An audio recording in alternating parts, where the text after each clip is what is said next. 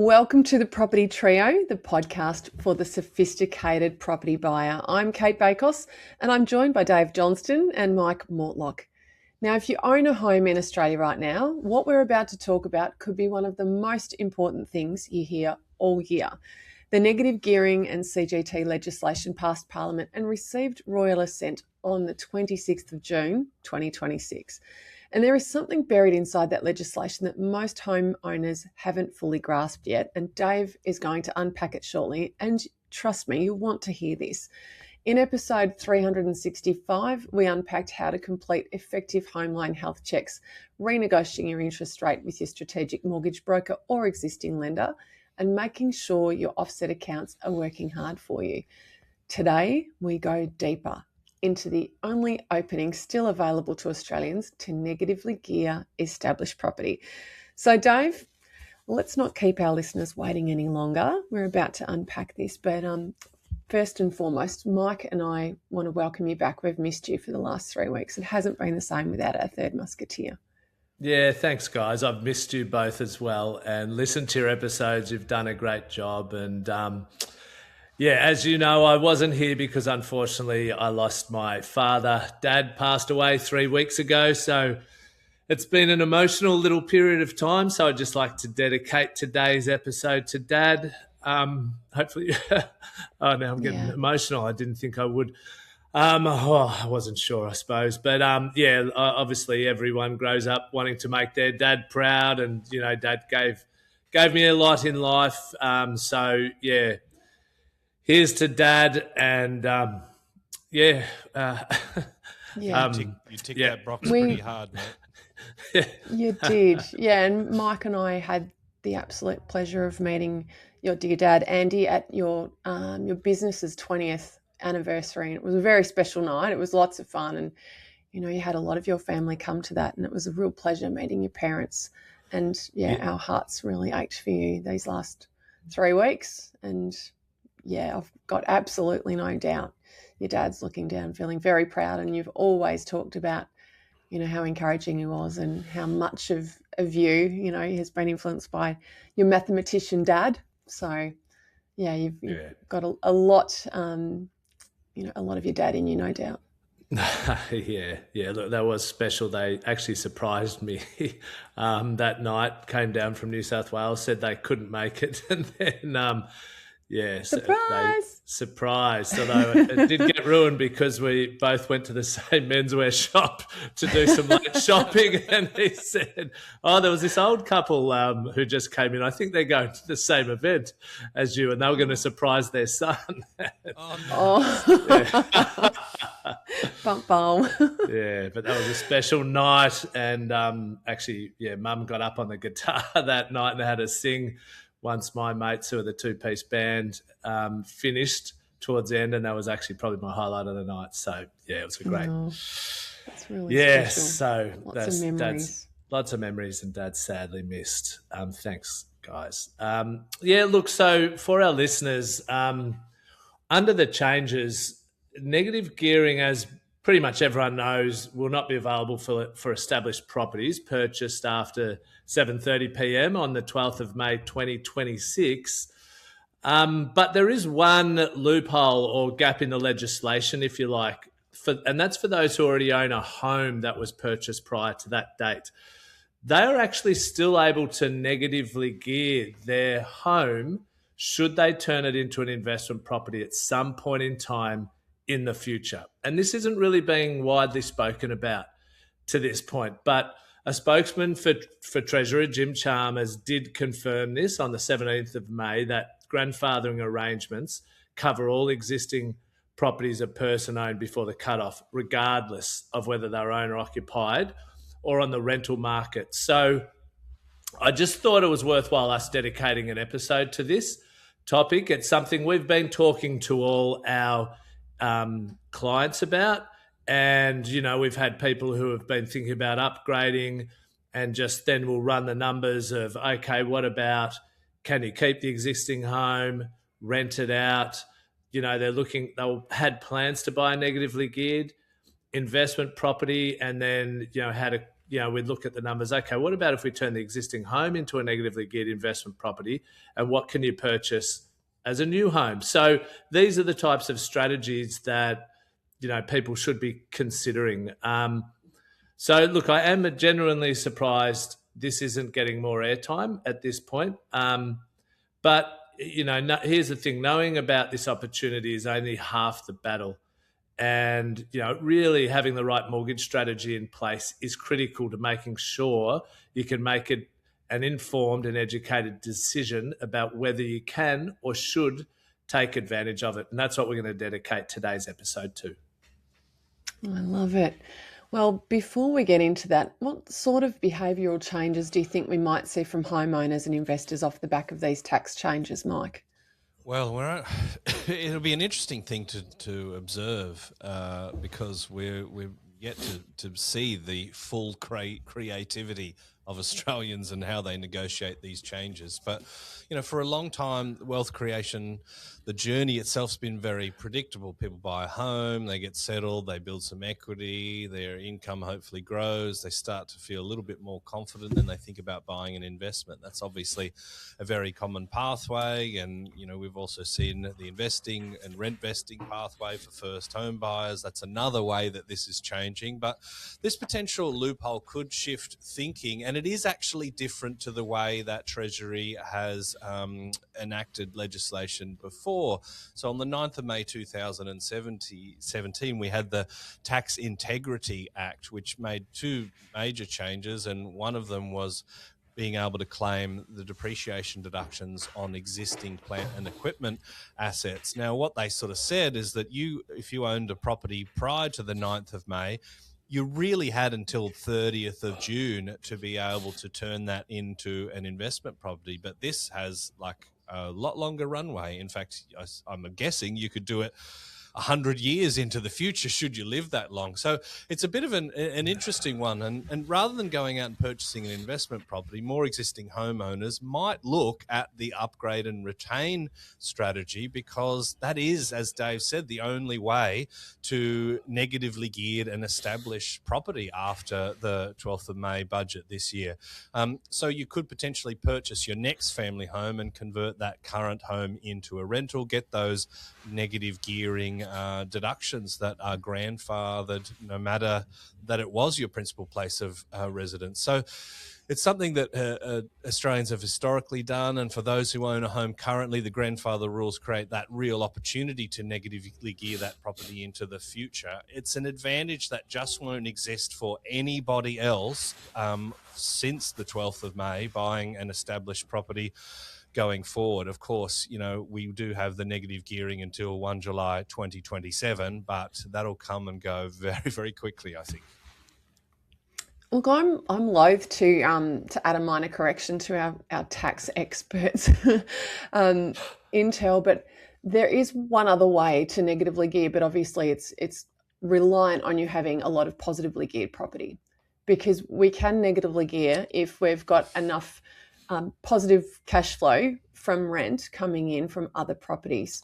But that's not something that's available to everyone. So, and that deserves another episode in itself, I reckon. Yeah, it's a good point, because I suppose traditionally we're thinking negatively gearing it against your income, but the income from a positively geared property is income. It's just not your PAYG income sort of thing. But yeah, of course, if you're lucky enough to be in a position to have a positively geared portfolio, then those negative geared deductions can offset that. Yeah, and dare I say it would need to probably be a multi-property portfolio, and we know from the ATO stats that that's a very tiny percentage of investors and a really, really tiny percentage of Australians. So I'm just throwing in a technical argument that is a tiny one when we think about the opportunity here that presents with an owner-occupied property that could be converted to a rental. No, it's a good well, point. Do you know what? And it's also another it's another example of poorly planned legislation, unintended consequences, because it's actually helping the people I think they least wanted to help. Yes. It's helping the people probably with the most investment properties and who are already positively geared, who can go out, and then offset losses against those positively geared properties. Completely agree, Dave. Completely agree. Like, once you've got a handful of properties, how many more do you need, and what sort of assistance do you need with your negative gearing? And I'm saying that genuinely because I'm in that camp. We've got positively geared properties in our portfolio, and we do not need negative gearing benefits. It's it is an unintended consequence, and I think a very poorly thought out approach to solving this issue. At risk of blowing this whole thing up, sorry, like, who is it helping, right? Like, because I mean, I really want to ask that question. Like this was supposed to help first home buyers, but like, what does capital gains tax on a share portfolio do to help first home buyers, right? I think this is packaged as like something that's designed to help first home buyers, but it's, really just a disguised tax grab, I think. Like, I wouldn't mind unpacking your thoughts on that, because sure, like if it depresses house prices, then that's one thing. It makes property cheaper. But for that first home buyer buying a house, traditionally they've been able to bank on a level of growth. They've been able to invest and negatively gear. So it might help them in the very, very short term, but their upside potential for wealth creation has been smashed by this. So I can't see really how it's helped anybody. Me too. 100%. And look, the government went into this knowing that we'd see a house price adjustment. What does that mean for the first home buyers that bought just before the 12th of May? Their properties are worth less. Yeah. I think we can dedicate a whole episode to this, because you actually can crunch down the numbers of the likely number of, it's one thing they want to do is build more new properties. It's not going to achieve that, at least for a few years. And even if it does achieve it, the numbers predicted are really low. And the percentage of first home buyers who are in this initial window are so tiny. It's such a small percentage of property of I guess, Australian adults who are going to get a benefit from this versus how many people are having negative outcomes from it.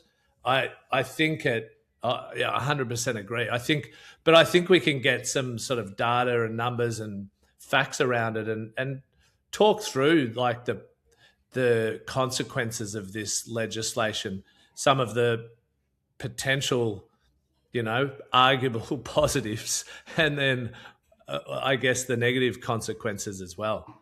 What do you reckon? Maybe next week. We'll have some great opportunities for that. And we've got some juicy data next week. To derail this, but there's a lot to unpack, isn't there? Yeah. Well, we do digress, but sometimes we love digressing. I'm going to bring it back to mortgage strategy though, Dave. If someone thinks they may turn the current home into an investment property down the track, what should they be thinking about now? Yeah, look, I mean, a key factor for them to be thinking about is what is their loan repayment strategy.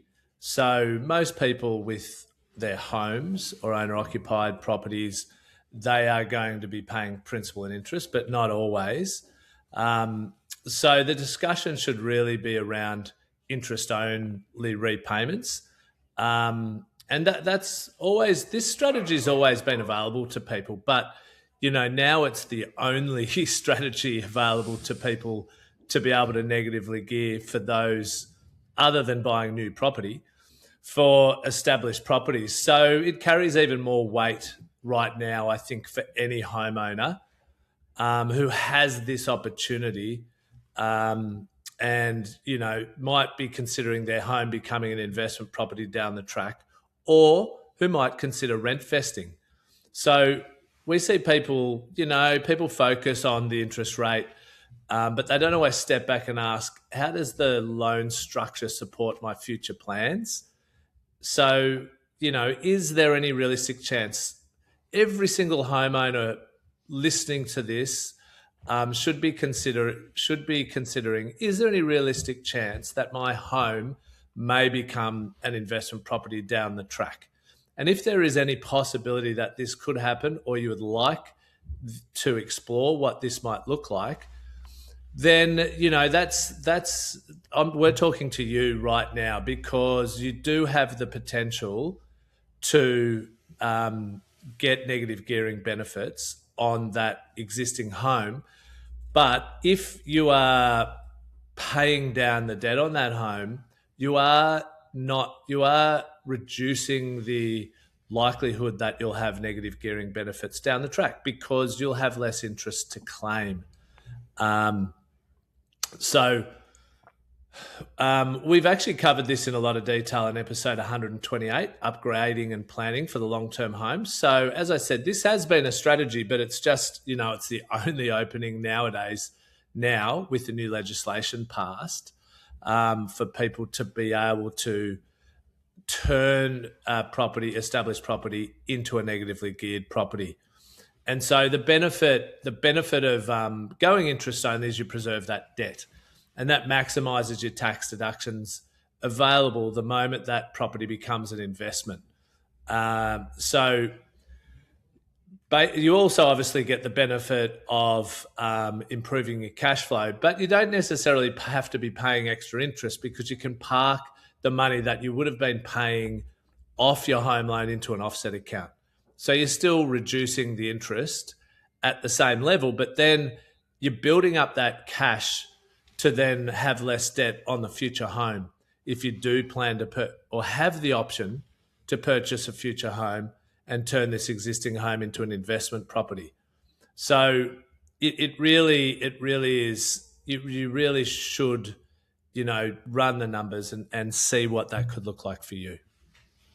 It's interesting, isn't it? Like it's really forced us to all to sort of rethink this potential as part of the strategy, because what we're doing is we're maximizing your deductible debt while reducing your non-deductible debt. And I'm pretty sure that there's a number of episodes where you've talked about the power of that, Dave. So it's not just a repayment decision, it's a tax planning decision, a lending decision, property planning decision, and a cash flow decision all rolled into one. So obviously it intersects mortgage strategy and property planning, tax planning, cash flow management, and your overall investment strategy. And of course, this is where a strategic mortgage broker like yourself, Dave, adds a lot of value versus a broker who's just trying to get you the cheapest interest rate.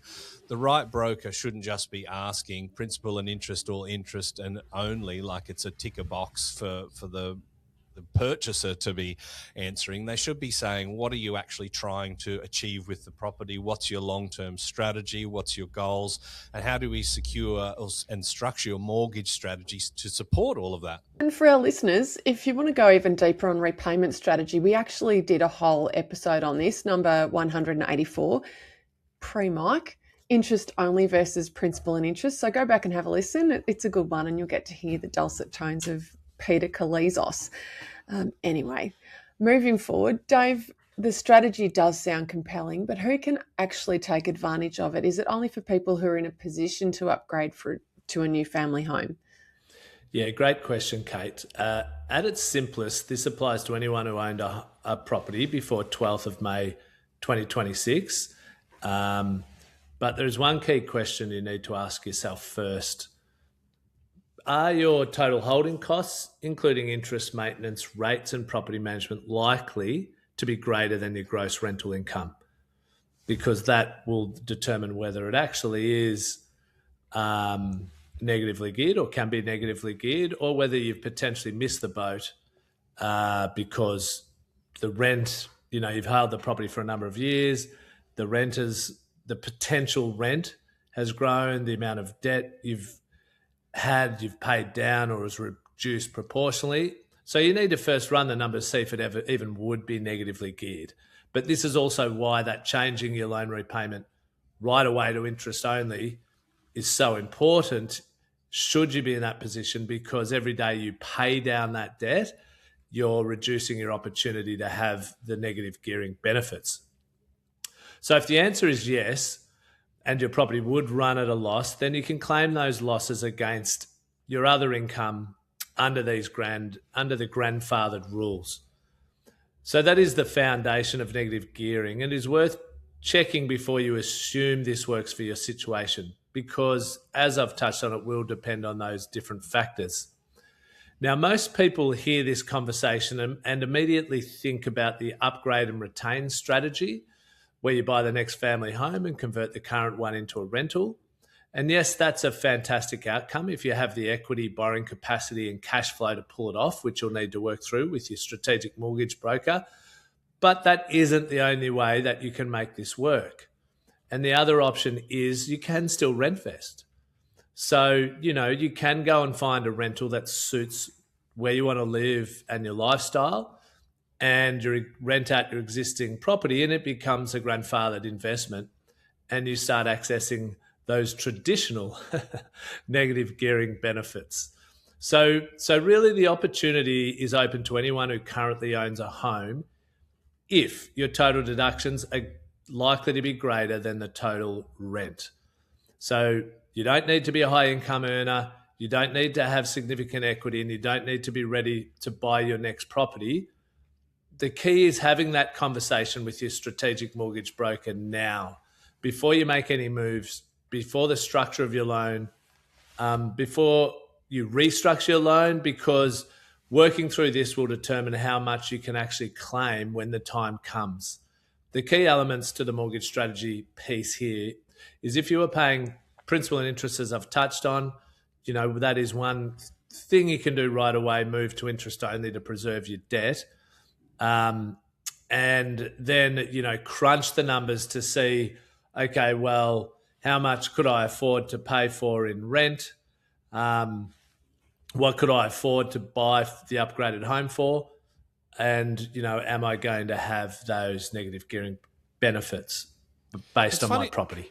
It's funny to call that rent vesting to me in some respects, because it is, right? But it's the reverse way now. Rent vesting used to be, I don't own a home.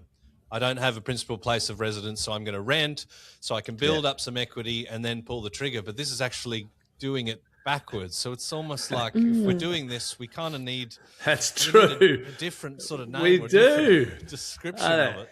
That's a good pickup. Like Let's come up with one and then see if it catches on. It's kind of like the accidental investment that's been repurposed. And obviously, if we had the foresight to know that we would buy our first home first and then rentvest, we'd probably have a slightly different selection criteria with our first home, because it's not just purely, an economic decision, it's an emotional decision. But then again, if it's a stepping stone, you will be thinking forward in your mind, I want to buy myself an investment grade property as my first one, because I need it to perform as strongly as it possibly can so that I can then get my forever home with a really good head start. So I think that this strategy... And we do help clients do it that way. I know you do. We have, So I've had the joy of working with clients of yours that have carefully selected their first property that has investment grade potential. And it's a very hard thing to juggle. And lots of buyer's agents will say, no, you can't wear two hats. And I think a skilled buyer's agent can have the conversation about the two hats, because there's ultimately a little bit of compromise. You'll compromise a little bit on your emotional wish list, and you'll compromise a little bit on your economic outcome, but you want to try and optimize it. So, this is kind of like the optimal accidental investment, really. Yeah. What should we call them? Home vesters. What's a home Ex-home vesters? Ex-home vesters, accidental home vesters, accidental rent vesters, if it's not the right property for future growth, but it was great for you as an owner-occupied property, well, there might not be any point in retaining it. But you've really got to run the numbers and have that honest conversation with yourself and work out if its investment grade potential is good enough to keep it. And obviously with help from the government with your negative gearing, and provided you haven't extinguished a lot of your existing debt through making repayments into redraw or having P&I for too long, or going hard with paying some of it down, you might have a really good scenario at your fingertips. Yeah, exactly. And I was just going to say something, but I've forgotten what it was. Anyway, one thing I didn't touch on too is you can't just pay down your debt and then redraw it out and claim it.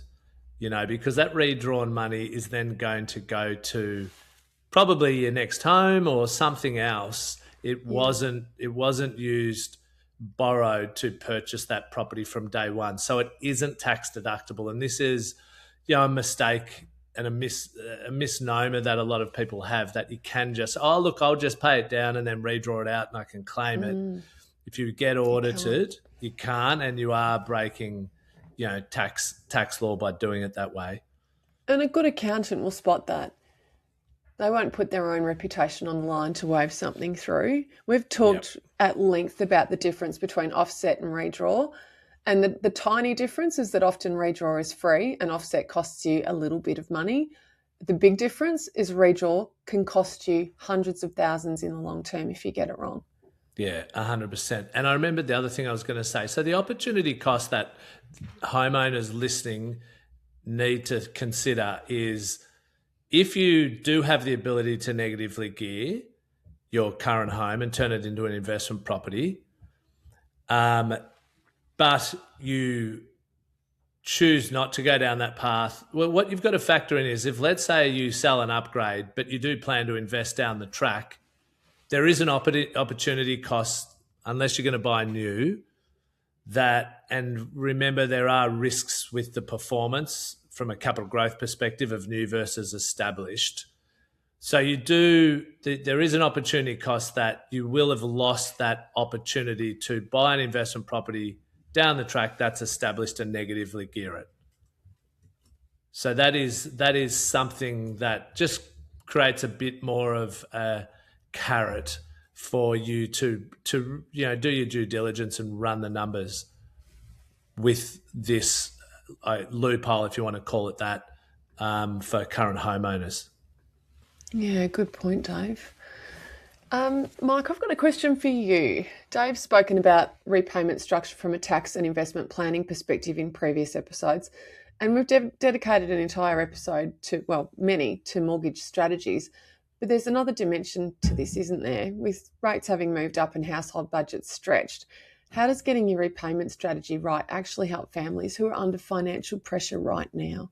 Yeah, it's a good point. I mean, sentiment was bad pre-budget, and now it's even worse. People are definitely feeling it. So one of the most immediate levers available to borrowers is to switch to interest-only repayments, as Dave noted before, to make the strategy work for existing homeowners. And that can be really good from a cash flow perspective. But this is where I think strategy needs to find its way into it. As a bit of a metaphor, it's a bit like, getting a 20 grand pay rise and then realizing that, I actually like this nicer restaurant on a Saturday night, or this particular bottle of wine, and then ostensibly you've got nothing to show for it. But that saving doesn't have to just disappear into the household budget. You can use strategy and be disciplined and take that difference and park it straight in your offset account. So you're obviously building up a bit of a cash buffer that's working hard for you in the background. And that buffer is really important and can be very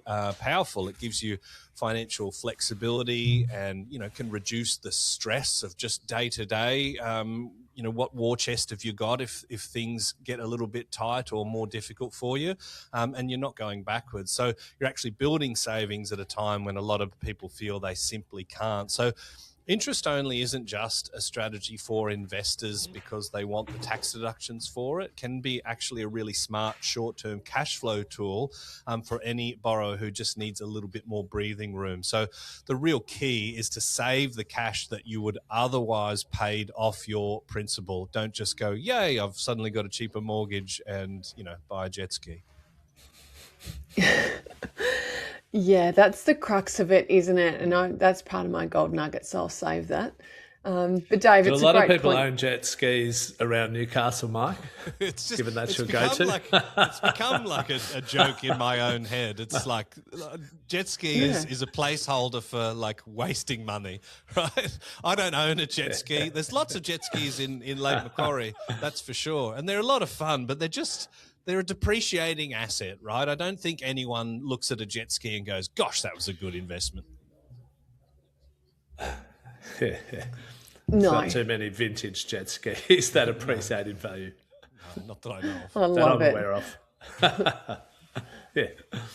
Dave, question for you. What's another element of this mortgage strategy that people need to be careful of here?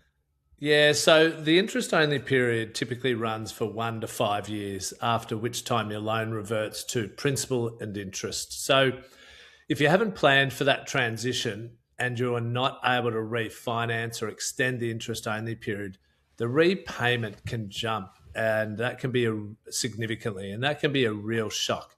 So I'll just take you through, and our listeners through, what that looks like. So commonly, if people can and they had the borrowing capacity when they set up the loan, they'll opt for a 5-year interest only period. But that means you then got a principal and interest repayment over 25 years, not 30 years when you finish off on that interest only period. So to put some numbers around that, like on a $1 million loan at 6.54%, which is a sort of common interest rate my team have put in here, 6.54. I don't know why they don't just sometimes round these numbers, but obviously it's a pretty common interest rate. That's right. That's exactly detail. So interest only, that would be $5,450 be paying a month at the moment. Now, if you went to 30 years and the interest rate would be a bit lower on a P&I rate, it's about 40 basis points lower, 6.14%. That repayment, paying principal and interest versus interest only, jumps to $6,086 a month. So that's a $600 jump. So, but that's assuming, you finished the interest only period and you started a 30-year loan term and were paying principal and interest on it, or you just were starting principal and interest from day dot. You're paying $600 extra a month. Now, if you do finish that 5-year interest only period and it rolls and you can't refinance and you can't extend the interest only period, this is on $1 million loan, your repayment's going to jump in today's numbers to $6,529 a month. So that's going to be $1,000 extra a month you need to come up with. So that's no small fries for most people. That's a significant change. So, this is why you really need to plan ahead and speak to your strategic mortgage broker. I would say having an initial conversation 12 months out from the interest only period ending, and making sure, you have the serviceability and you have the things in place and you have a semi-plan to be able to either refinance back out onto an interest-only period with another lender, or at least extend it with your existing lender. Because if you aren't able to do that, your cash flow is being severely impacted. So this is something people really need to plan for when they've, like most investors, but in this case, if you've got a home that you would like to negatively gear and you want to preserve the debt and maximize the possibility you could keep it as an investment property down the track, you need to be thinking ahead.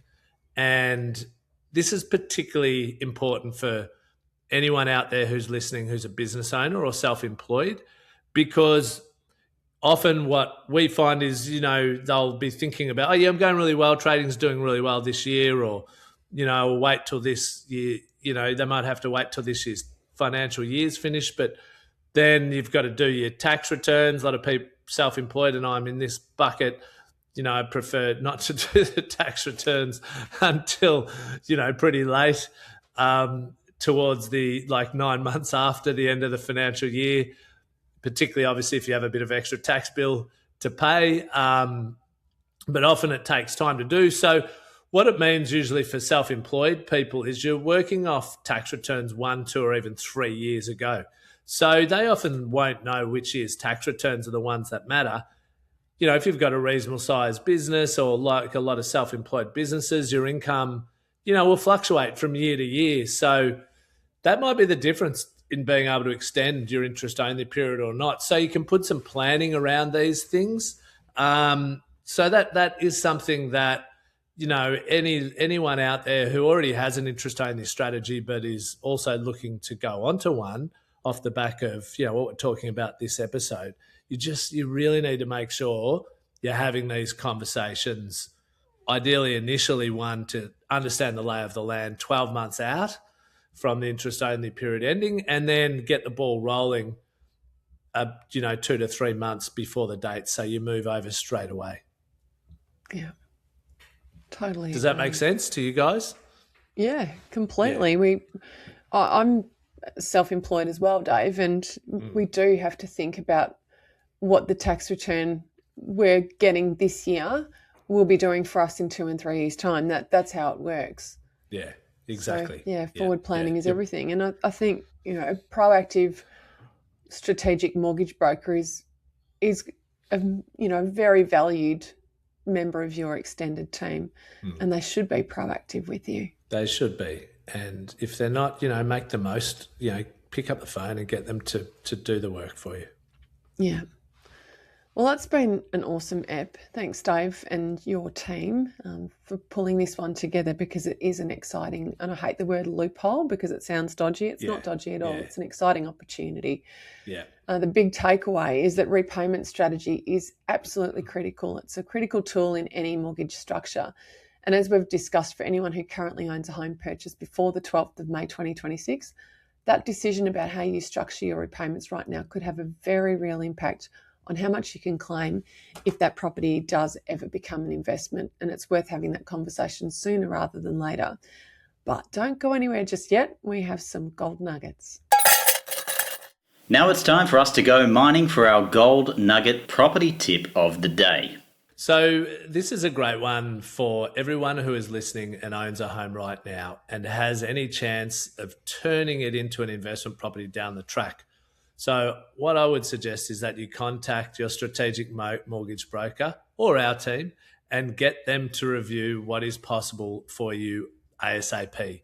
Because every day you delay moving from principal and interest to interest only, if this is a possible strategy for you, you reduce the benefits down the track and the opportunity to negatively gear. So my gold nugget is to be proactive. Review your loan, review your structure, and make sure your lending still supports you where you're trying to go, and discover what it looks like should you turn that current home into an investment property. Even if you cannot upgrade or rent vest or home vest or whatever we decide to call it today, it can be an option down the track if you preserve your debt today. That is the key point. You don't have to be turning the home into an investment property today. That could happen a year, 2 years, 3 years down the track. But what you do want to do is be able to preserve your debt today and move to that interest only. So in essence, you're essentially freezing your current debt level, and really want to try and help our listeners understand this. So that means looking beyond the interest rate, and asking whether your loan structure can be set up in a way that would work for you to maximize this strategy. It's obviously got to be in conjunction with, your lifestyle strategy as well. So that is my gold nugget. And if you'd like to find out more about this strategy, feel free to reach out to my team at propertyplanning.com.au or Cate as well. Yeah, look, I mean, probably a two-parter. Firstly, if you're not having these conversations with your broker, you need a new broker. But outside of that, I think I've heard commentary from people sort of saying, why are we even talking about this? This is going to be repealed in 2 years anyway. But there's absolutely no guarantee that that's going to happen. And we will do a series of podcasts on why we think this legislation is maybe missing the mark in a number of different ways. But the fact remains that these are the rules of the game. We don't really have the capacity to change them. The three of us aren't powerful enough. And as individuals, we're not powerful enough until we get to the ballot box to change these things. So you do actually have to understand what are the rules, what's the new ecosystem, and things like this that Dave highlighted are just evidence that there are moves that you can make that will move the needle. So you do have to understand the rules of the game to maximize your outcomes. My gold nugget is about debt.